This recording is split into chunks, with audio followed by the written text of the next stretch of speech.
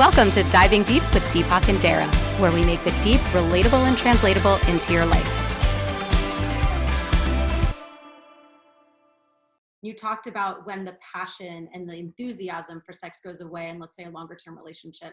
For example, there's a study that was done that says that, as people call it the honeymoon stage, and they call this in the study as well, that there's two phases of relationship. There's the honeymoon stage and the commitment stage. And that biologically, a human is unable to experience the honeymoon stage beyond 2 years. And that's when we move into the commitment stage.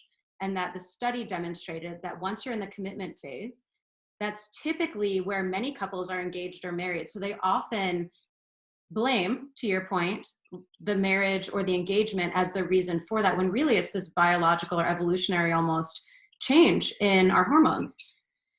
I'm curious if you can go deeper on the part of the values part, and how do you keep that alive for yourself and in, let's say it's a partnership, let's say it's a monogamous relationship, or it's just two people.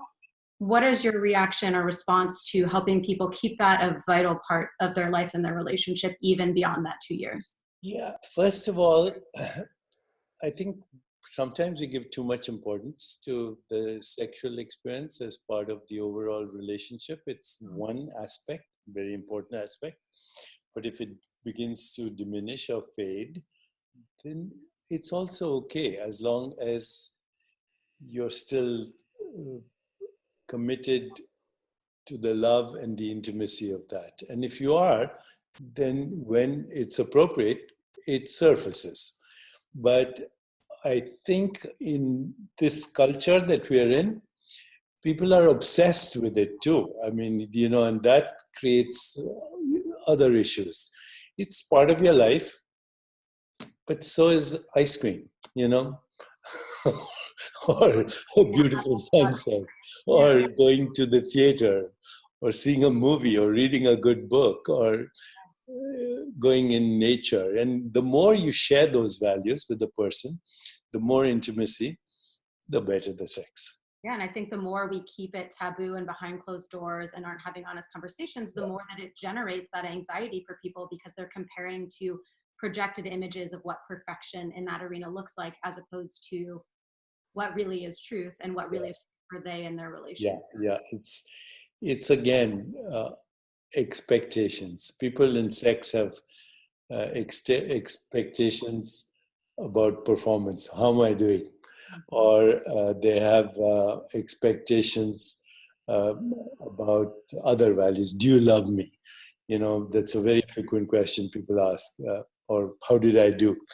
It's very silly, the whole thing.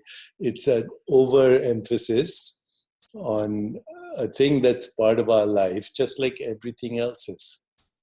Yeah, I really think that what you said is going to be freeing for a lot of people. I think, honestly, a lot of women specifically who carry a lot of guilt and obligation in their relationships around sex, that your point earlier about that it's not something that needs to be this primary force of focus, and that if you and your partner, whomever that is, are on the same page, if you're communicating, if you both feel fulfilled in different arenas, that this is just one bucket, and that's okay. And that'll have rhythms and cycles and seasons. So thank you. And if you're fully aware, then whatever the season, it's the right season. So authenticity, integrity, responsibility, and commitment, all important. Right. And what's so fascinating about that is that is no different than a lot of the values that you remark on, whether it's leadership or other places, that Right. are not in vacuums, and that they exist in all elements of one's life. True. Thanks so much for tuning in. If you want to hear more, enjoy a free masterclass with Deepak and myself on living a more meaningful life, along with a guided meditation at darrah.co/Deepak.